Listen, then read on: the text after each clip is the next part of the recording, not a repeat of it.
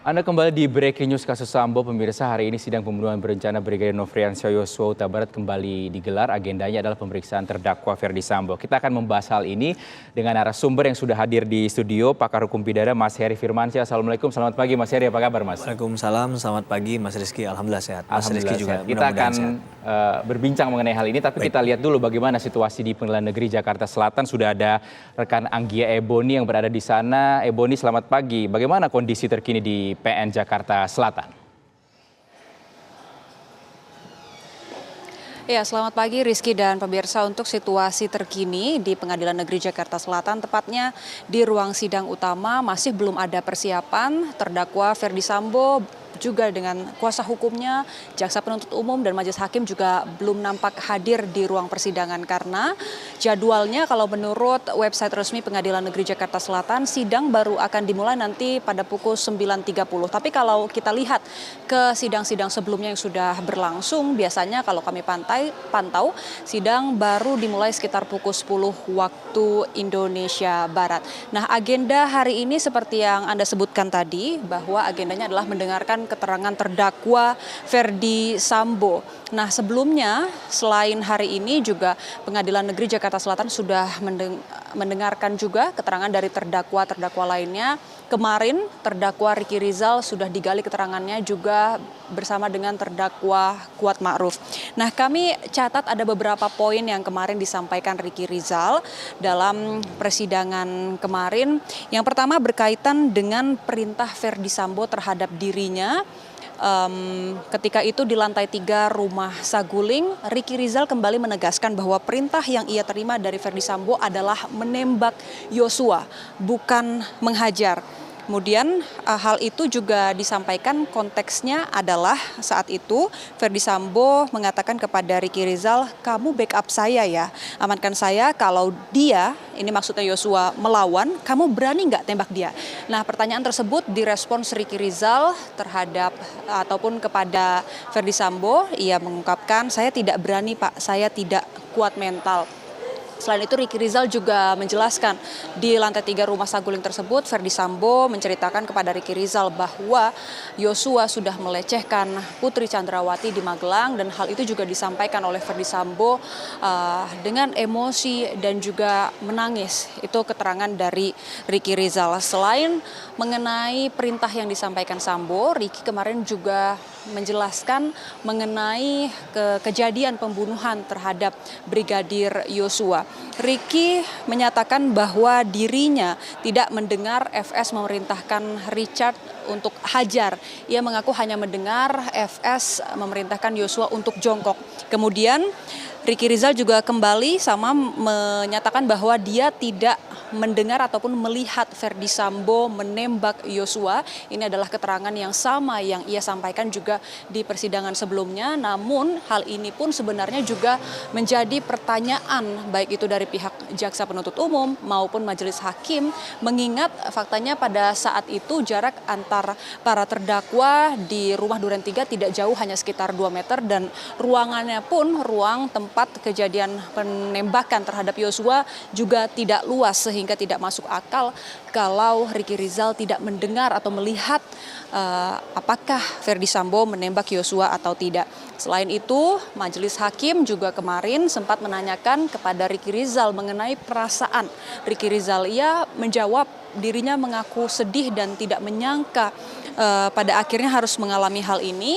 Tetapi ketika ditanya oleh majelis hakim apakah Ricky Rizal merasa bersalah, Ricky tidak ataupun menjawab tidak merasa bersalah, melainkan ia menyesali hal ini terjadi, menyesali akhirnya Yosua harus terbunuh. Nah, selain Ricky Rizal yang kemarin digali keterangannya sebagai terdakwa, Kuat Ma'ruf juga kemarin sama agendanya adalah mendengarkan keterangannya sebagai terdakwa. Ada beberapa poin juga yang kami catat, khususnya ini ketika tanya jawab antara Kuat Ma'ruf dan jaksa penuntut umum. Kuat Ma'ruf ini sempat mengaku bingung dan mempertanyakan sebenarnya apa kesalahan yang dilakukan dirinya di Duren 3, karena ia mengaku tidak menembak ataupun ikut melakukan perencanaan pembunuhan terhadap Brigadir Yosua. Ia hanya mengakui bahwa salahnya kepada Joshua adalah terjadi ketika di rumah Magelang. Selain itu, Kuat Ma'ruf juga kembali memberikan pernyataan mengenai perintah Sambo. Kuat Ma'ruf mengaku mendengar perintah Sambo ke Richard adalah hajar Cat. Ini berbeda dengan keterangan yang disampaikan oleh Richard Eliezer yang mengaku diperintah Sambo tembak. Selain itu, Kuat Ma'ruf juga mengatakan bahwa setelah Richard menembak Yosua, dirinya tidak melihat Verdi Sambo menembak Yosua, melainkan hanya melihat Verdi Sambo menembak ke arah tembok, tapi ia pun tidak tahu dari mana senjata tersebut berasal. Nah, setelah agenda pemeriksaan terhadap terdakwa Ricky Rizal dan juga Kuat Ma'ruf, selanjutnya diagendakan sidang untuk keduanya adalah pembacaan tuntutan yang akan digelar pada hari Senin pekan depan, tepatnya di 16 Januari 2023. Selain untuk Kuat Ma'ruf dan juga Ricky Rizal, besok terdakwa terdakwa Richard Eliezer juga akan memasuki babak baru di persidangan ini, yakni dijadwalkan untuk mendengarkan tuntutan dari jaksa penuntut umum. Nah, kita nanti sama-sama akan tunggu pemirsa bagaimana keterangan yang disampaikan oleh Verdi Sambo, karena kalau kita lihat dari beberapa kali sidang, ini sebenarnya ada beberapa pernyataan ataupun keterangan yang berbeda yang disampaikan antar terdakwa, khususnya antara Verdi Sambo dan Kuat Ma'ruf, juga Ricky Rizal dan Richard Eliezer. Verdi Sambo bahkan tidak mengakui menjanjikan sejumlah uang kepada terdakwa lainnya. Padahal baik Ricky Rizal, Kuat Ma'ruf, dan Richard Eliezer, ketiganya sama-sama mengaku Verdi Sambo menjanjikan sejumlah uang setelah kejadian pembunuhan terhadap Yosua berlangsung. Dari keterangannya, Verdi Sambo mengaku hanya berjanji akan merawat dan menjaga keluarga mereka. Sementara demikian, Rizky.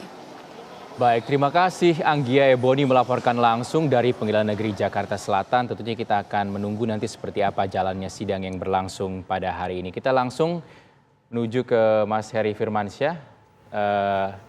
Sidang ini sudah memasuki tahap akhir, bisa dibilang seperti itu ya Mas Heri Firmansyah ya. Benar. Sudah akan memasuki tahap tuntutan. Lalu sekiranya apa yang masih akan digali oleh hakim, jaksa penuntut umum untuk sidang hari ini khususnya terdakwa Verdi Sambo? Ya, sesuai ketentuan KUHAP, Undang-Undang Hukum Acara Pidana 8/1981, maka ada pengaturan alat bukti ya yang sah. 184 KUHAP itu termasuk salah satu adalah keterangan terdakwa. Maka untuk menghormati, menghargai hak asasi manusia mereka yang berproses di pengadilan, karena belum ada putusan final maka orang ini dianggap belum bersalah kan, maka dia punya hak untuk kemudian membuktikan dakwaan dari jaksa penuntut umum itu adalah tidak benar, itu haknya. Maka keterangan terdakwa ini penting untuk kemudian menjadi penilaian hakim. Tapi memang ada poin bahwa keterangan terdakwa itu bukanlah keterangan yang bisa dimaknai pasti benar, karena harus diuji ya. Di mana keterangan terdakwa itu memiliki hak ingkar, jadi dia boleh mengatakan yang tidak sebenarnya. Maka kalau dalam posisi penempatan kadang pakar hukum pidana mengatakan posisi keterangan terdakwa itu yang paling bawah, bukan yang paling atas, karena preferensinya tadi dipilih yang paling akhir karena adanya hak ingkar tadi, sehingga itu bisa saja dilakukan oleh setiap orang untuk membela kepentingan hukumnya. Beda dengan ketika bicara keterangan saksi, nilai kekuatan pembuktiannya lebih besar. Terkait apa yang ingin disampaikan tentulah masih seputar dengan peristiwa pidana yang ingin dibuktikan ya. Kalau dakwaan jaksa menyoal masalah 338 KUHP dan 340 KUHP, tentunya di keterangan terdakwa ini akan berusaha membantah habis-habisan apa yang kemudian jadi unsur yang termaktub atau ada di dalam ketentuan pasal tersebut. Nah, kalau tadi di keterangan sebelumnya ada Ricky Rizal, ada Kuat Ma'ruf gitu, ada Eliezer gitu ya. Ini kan juga misalnya ada pertanyaan terkait dengan apakah Anda melihat orang yang menembak selain Eliezer? Nah kan begitu. Ini kalau kita bicara tentang pembuktian menarik ini sebenarnya Mas Rizky. Misalnya apakah kata melihat itu kalau kita lihat di kamus bahasa Inggris kan beda-beda ya. Ada look, ada see. Nah kalau dia katakan see aja melihat itu kan berarti hanya sepintas. Nah kalau yang paling rendah aja sepintas dia nggak melihat, nggak mengetahui, dia jawab saya tidak melihat. Ya itu kan pertanyaan selanjutnya jadi bersoal kan. Nah jadi ketika dikatakan Anda melihat nggak, saya nggak melihat, nah, udah selesai di situ tuh. Nah tapi dikaitkan dengan kondisi peristiwa ini jadi menarik. dengan jarak, Lokasi yang tidak begitu lokasi besar. tempat yang posisinya ada beberapa orang. Apakah kemudian ada yang membuat dia itu memang benar-benar tidak bisa melihat karena keterbatasan? Apakah jarak pandang, apakah kondisi waktu pada saat itu malam atau menjelang malam dan lampu tidak dihidupkan, gelap sama sekali, katakanlah saat itu lampu lagi mati, itu kan Apa yang keadaan menyebabkan benar-benar tidak terlihat kejadian itu? Nah itu yang saya rasa hal-hal seperti itu yang perlu digali ya. Nah, kemudian mengapa ingin mengkonfirmasinya ke rumah Sangguling bukan di di Duren 3, mengapa bukan di Sangguling begitu kan? Nah, ini kan jadi satu pilihan karena kalau kita bicara dakwaan jaksa ke-340 yang harus dibantah menurut saya adalah unsur masalah kehendak melakukan tadi, pelaksanaannya, karena di jeda pelaksanaan ini biasa ada tahap preparation, persiapan, baik alat maupun kalau terakhirnya adalah tidak dilakukan sendiri, dengan dilakukan oleh orang lain berarti ada alasan untuk memilih mengapa orang itu melakukan pembunuhan. Di luar sana terkait dengan kasus ini, orang berpikiran mungkin kenapa dipilih Eliezer, karena dia berperilaku layaknya pekerjaannya, yaitu Brimob kan. Brimob itu siap terima perintah. Menurut pandangan publik seperti itu. Sehingga apakah ini kemudian akan dibantah juga oleh Pak Sambo, kita nggak tahu ya. Apakah dia cuma mengatakan ya kemarin saya acak aja untuk memanggil Eliezer itu, bukan karena ya dia seorang Brimob dan lain sebagainya ya. Ini bukan bermaksud mengajari pembuktiannya bagi kuasa hukum, tapi menurut saya ini yang penting untuk difokuskan daripada menyerang JC Eliezer kemarin, kemudian korban yang sudah meninggal diungkit-ungkit masa-masa hidupnya, dan itu bisa jadi kontraproduktif karena bisa jadi pandangan itu pandangan untuk pembelaan itu jadi melawan pandangan umum orang lain.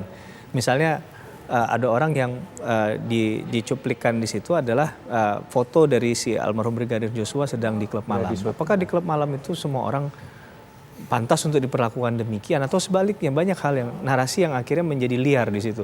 Tapi kalau fokusnya misalnya pembelaannya adalah hari ini penjelasan dari Pak Sambo terkait dengan mengapa dia marah, ya, kemudian dikaitkan dengan yang kemarin psikologi forensik bicara tentang adat dari Sulawesi Selatan yang coba diangkat di sana, dan itu bisa dijelaskan dengan baik. Menurut saya fokus saja di situ harusnya kuasa hukum paham ya, daripada sekedar mencari kesalahan, melimpahkan kesalahan ke orang lain yang itu pun orang tidak melihat ada jembatan kerangka berpikirnya, seakan-akan membuang kesalahan ke orang lain saja, dan itu nggak effortless menurut saya, nggak perlu usaha juga melakukan hal itu.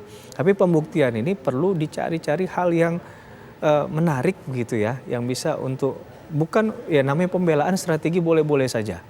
Ya, kita nggak boleh juga menafikan itu ya Mas Rizky ya, bahwa yang namanya pembelaan baik jaksa maupun penasihat hukum pasti punya strategi. Tinggal bagaimana hakim menilai secara objektif. Oke, ini yang mohon maaf Anda create dan bahkan Anda menghalalkan segala cara dengan membohongi publik dan mata hakim, tapi sesungguhnya hakim tahu, karena ketika dilempar pertanyaan, sekali lagi pertanyaan itu pasti sudah ada jawaban sebelumnya yang mungkin dikaitkan dengan fakta-fakta yang lain atau bukti. Jadi tinggal dicocokkan saja apakah jawabannya itu ditenggarai mendekati objektivitas kejujuran atau tidak.